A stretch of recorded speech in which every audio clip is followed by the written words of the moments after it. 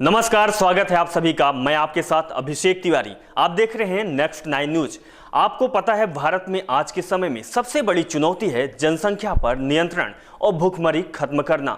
भारत की कुल जनसंख्या 133 करोड़ के लगभग पहुंच रही है, जिसमें से 1/3 से ज्यादा लोग गरीबी रेखा के नीचे और भूखमरी के कगार पर हैं, जिनके पास खाने के लिए खाना मुश्किल से मिल पाता है।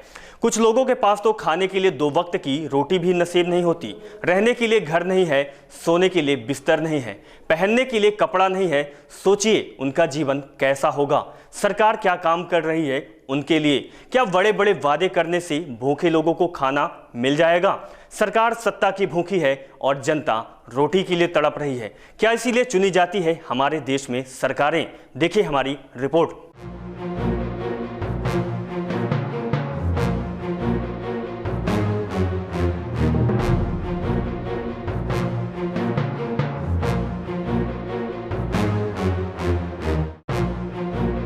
तक्षशिला का एक आचार्य जिसने सिखाया संसार को प्रगति और विकास का मार्ग, रचा एक शास्त्र, अर्थशास्त्र। कई ऋतुएं बदली, कई सदियां बदली, कई सभ्यताएं बदली, न जाने कितने साम्राज्य बदला, किंतु संसार बढ़ता रहा प्रगति के पथ पर।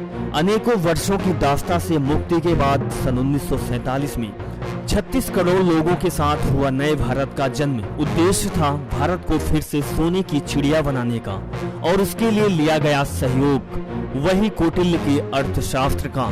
लगाए गए कर भारत के विकास के लिए, गरीबी को हटाने के लिए।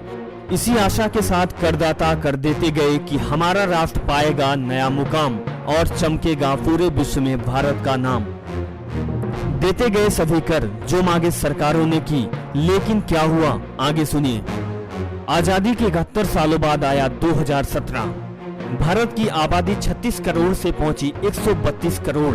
करदाता गरीबी को दूर करने के लिए देते रहे कर रूपी निरंतर योगदान, लेकिन क्या हुआ?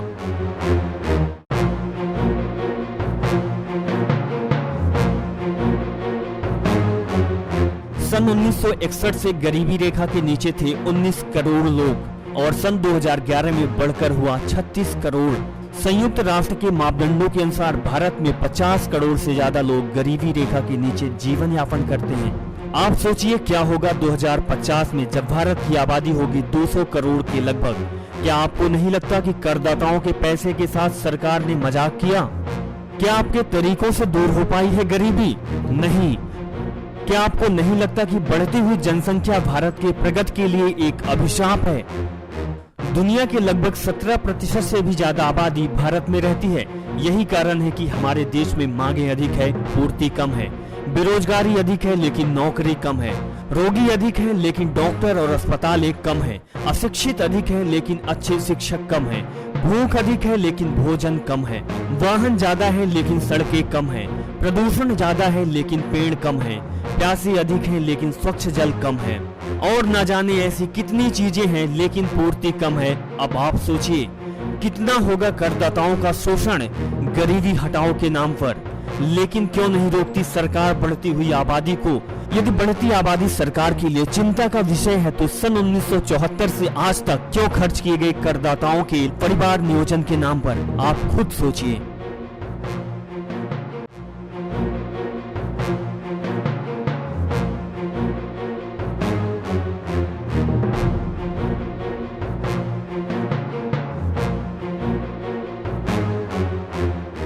एक और तो सरकारें लगातार यह वादे और दावे कर रही है कि जनता को सभी सुविधाएं देगी, गरीबी को हटा देगी। सरकार बनने के कुछ समय बाद अपनी नाकामियों को छुपाने के लिए पिछली सरकारों पर दोषारोपण करती है कि पिछली सरकार ने कुछ काम नहीं किया, केवल जनता का शोषण किया।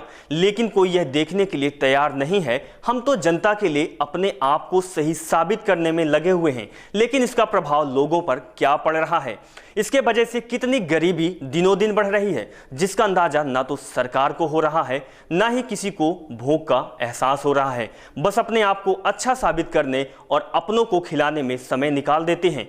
जो भूखा है उसे खाना नसीब नहीं है और उसको खिला रहे हैं जिसके पेट में सांस लेने की जगह नहीं है।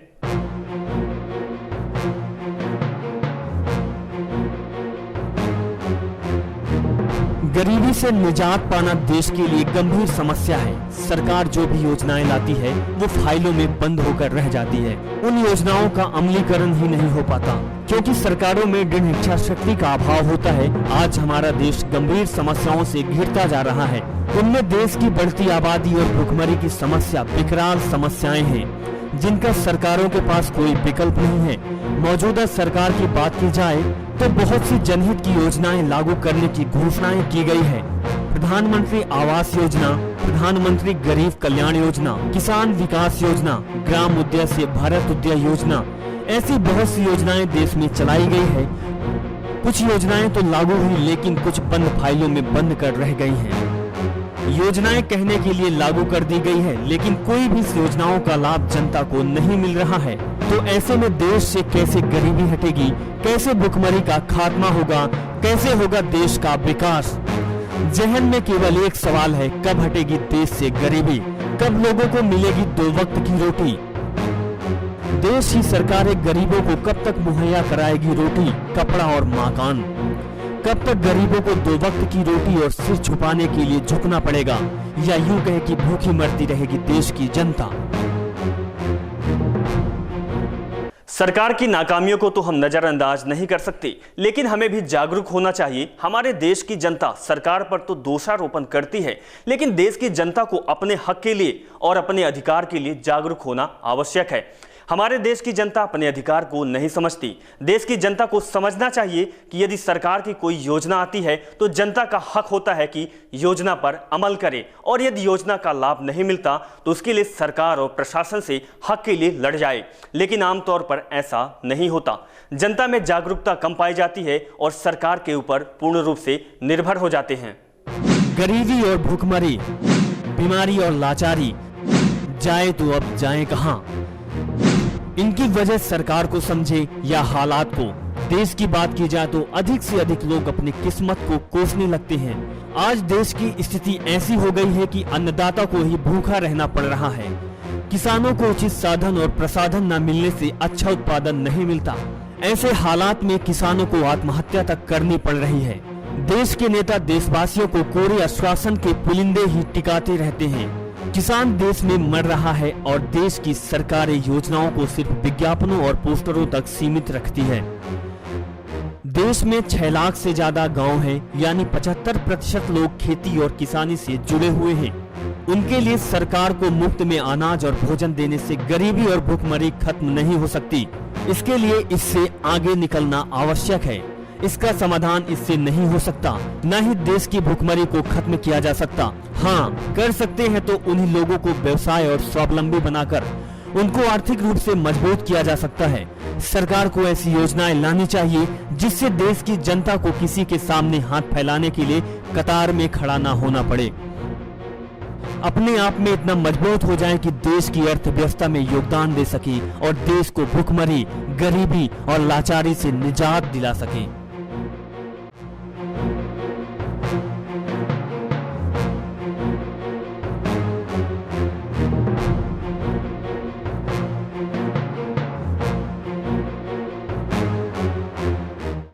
देश की अर्थव्यवस्था की हालत यदि खराब है तो इसकी जिम्मेदारी देश में चल रही अभी तक की सरकारों का है और कहीं ना कहीं देश की जनता का भी है।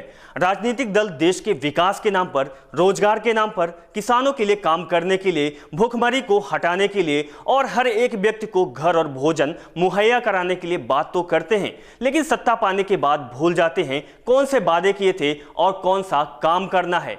कारोबारियों के साथ मिलकर उनके कारोबार को बढ़ाते चले जाते हैं। करोड़पति को अरबपति और अरबपति को खरबपति बनाते चले जाते हैं, लेकिन देश की आम जनता दिनों दिन गरीब से और गरीब होती चली जा रही है। हालात ऐसे हो गए हैं कि 2 वक्त की रोटी मोहताज नहीं होती। भुखमरी से जान जा रही है। रहने के लिए घर नहीं है, वहीं सोने के लिए बिस्तर नहीं है, दवाई के लिए पैसे नहीं है। करे तो अब करे क्या, जान देने के अलावा। यह है देश की स्थिति। कहने के लिए देश जा रहा है प्रगति की ओर। किस काम का है मेक इन इंडिया, किस काम का है स्किल इंडिया और डिजिटल इंडिया, क्योंकि आज देश जूझ रहा है रोटी, कपड़ा और मकान के लिए। योजनाएं अच्छी है, लानी भी चाहिए, लेकिन पहले देश की समस्याओं को समझना चाहिए। बुनियादी जरूरतों को पहले पूरा करें, तभी आगे हम बढ़ पाएंगे। नहीं हमेशा की तरह आज भी चलता रहेगा विकास के नाम पर देश का शोषण। हमारे देश के लोगों और सरकारों को इस बात को गौर करने की जरूरत है और काम करने की जरूरत है, तभी देश से गरीबी हटेगी और देश का विकास हो सकेगा। तो दीजिए इजाजत, अपने दोस्त अभिषेक को फिर मिलते हैं किसी और मुद्दे के साथ जिसका संबंध आपसे होगा और हम सबसे होगा। नमस्कार।